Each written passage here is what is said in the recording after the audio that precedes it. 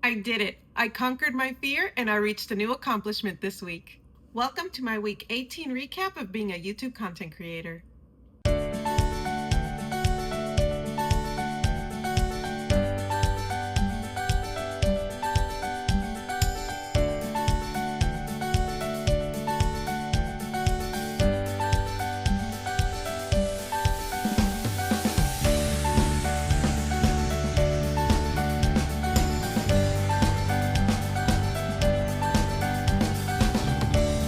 Before we jump into the stats, I want to point out that I am in a new location. Right now, I'm filming from my hotel room because I'm on business travel in Houston, and I'll get more into that in a minute. For my stats, I now have 20 published videos on my channel and 6 shorts. And on those videos and shorts, I have 323 views. I received 11 likes. I gained 0 new subscribers, and I have 14.4 watch hours. So the prior week, I was supposed to film a big cooking video to prepare for having to be on site. And for whatever reason, I just had so much resistance to filming that video that week, and I didn't end up doing it. But this week, I did it. And I don't know what changed because I don't feel like anything major happened, but I just jumped in and I filmed it, and I didn't have any resistance to it. I was excited about it. I wasn't as prepared as I wanted to be, but I still just did it. And that is exciting to me. So now I'm on to the next challenge of editing this monster of a video. I have so many clips, and because I only filmed on my iPhone, I didn't pull out my Insta360 at all.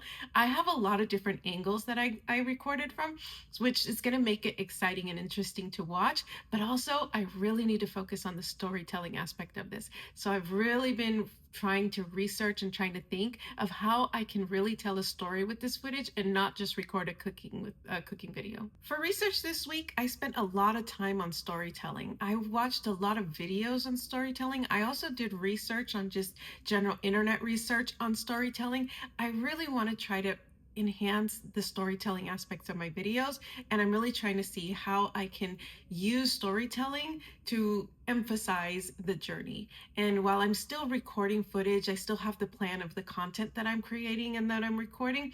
I'm really trying to figure out how I can incorporate that footage into a story and not just a vlog type video, if that makes sense.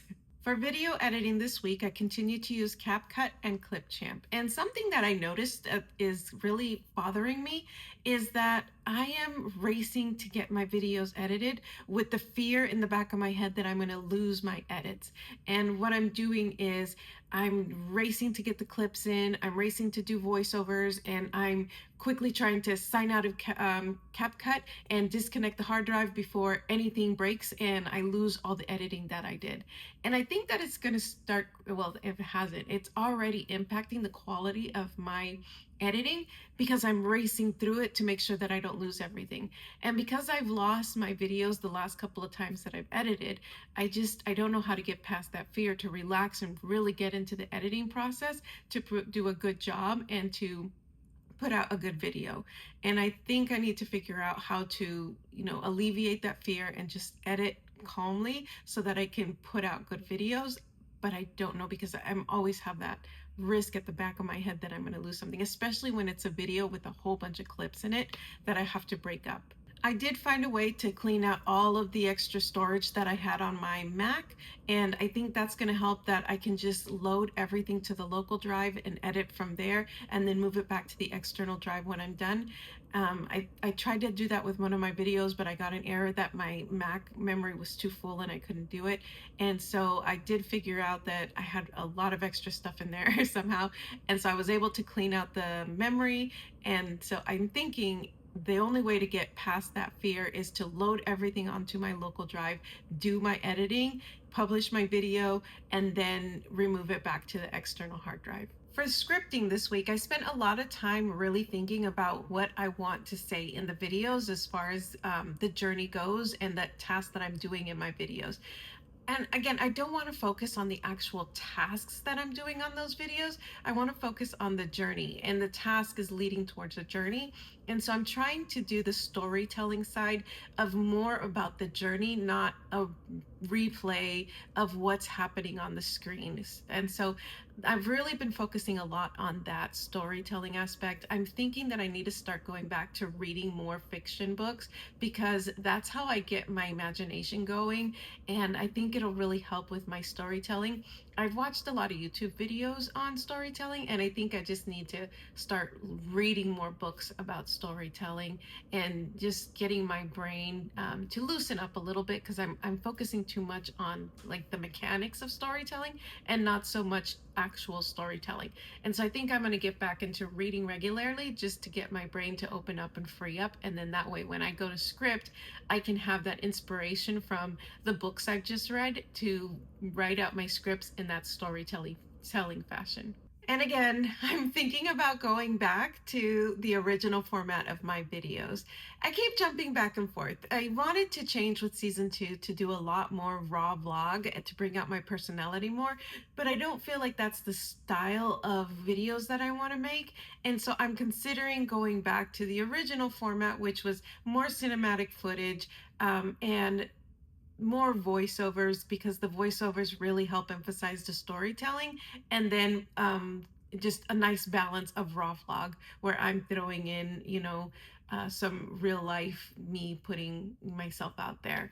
And so I'm just trying to find the right balance in that so that I can put out the quality of video that I'm hoping to would attract more viewers. For recordings this week, I recorded 285 clips, and I was really intentional on making sure that I was getting cinematic shots and I was pausing and moving my camera around to get different angles of what I was doing.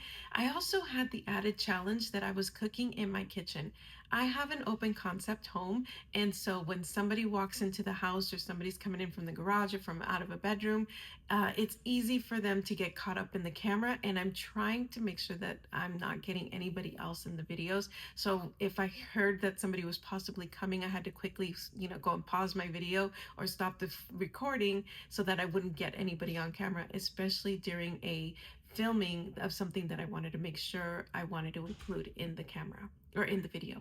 But I did enjoy getting all that footage, getting all the different angles, and I did enjoy cooking, and I did enjoy making that video. So I'm hoping that editing that will be a lot easier since I was able to get a whole bunch of different angles, and I think I got some good cinematic footage. For spend this week, I don't know if this truly qualifies as a YouTube expense, but I did end up upgrading my phone to the latest iPhone so that I can get better footage. I don't know because I use the phone for both personal use and for recording on my YouTube videos. Probably a small portion I might be able to allocate towards YouTube expenses. But at the end of the day, the phone was $1,199. And because I traded in a fairly newer iPhone, they gave me a credit of $1,100. So the phone ended up only costing $99. This week for my schedule, I was really intentional about making sure that I stuck to each of my tasks. On Friday, I was really debating if I wanted to do my strength training, but I pushed myself and I ended up doing it. It's lunchtime on Friday, and I actually don't want to do my strength training, but I'm going to do it, even if I don't want to. I also leveraged my husband's help for some of the YouTube tasks that I had to do. So I had assigned myself to go shopping for the dinners that I was going to cook. And I ended up passing that off to my husband. I just gave him a list of things that I needed, and he went and he purchased all the items for me, which meant I could stay home and really prep the kitchen and get ready for this big day of filming, which really helped a lot. So even though I assigned myself the task of shopping for all these items, because I leveraged my husband's help to go and pick those things up for me, it really helped me free up time and be a little bit more relaxed for this big task of doing a whole 4 meals and breakfast and snacks for the boys. So speaking of all that I had to do, that was in preparation because I had to be in Houston this week. And one of the things that I'm trying to do is be more intentional with the food that I'm leaving behind for my boys. Before, I would just let Mike handle the dinners. Mike is my husband. And what I noticed is he was ending up eating out a lot with the boys. And I noticed that their health is really starting to struggle because of all that eating out. And so this week, I wanted to be more intentional, especially trying to do this self-sufficiency journey. I wanted to be intentional with leaving them some homemade meals that they could heat up easily that would deter them from wanting to eat out. Do I have any accomplishments for this week? I'm going to say doing that very first cooking video is a huge accomplishment. And I'm going to do more cooking videos in the future, but really getting over that fear and that resistance and doing this video was a big step.